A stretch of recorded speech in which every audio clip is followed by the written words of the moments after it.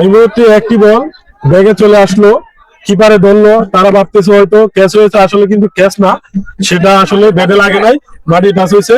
তো এই জন্য সবাই হয়তো ভাবতেছে এটা আউট, আসলে কিন্তু আউট না।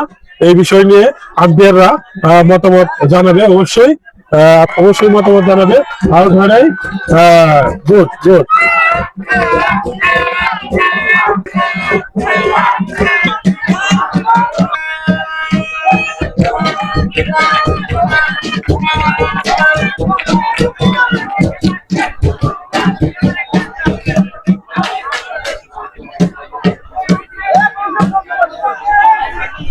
আসলে এটা কিন্তু আউট হয় নাই, ওটা আসলে ডিসিশন নিচ্ছে বারবার, আসলে কিন্তু এটা আউট হয় নাই। আর বিজ্ঞপ্তি করা হচ্ছে, এই খেলাটা বিজ্ঞপ্তি করা হচ্ছে এই মুহূর্তে, তারা অনেক সময় নিচ্ছে।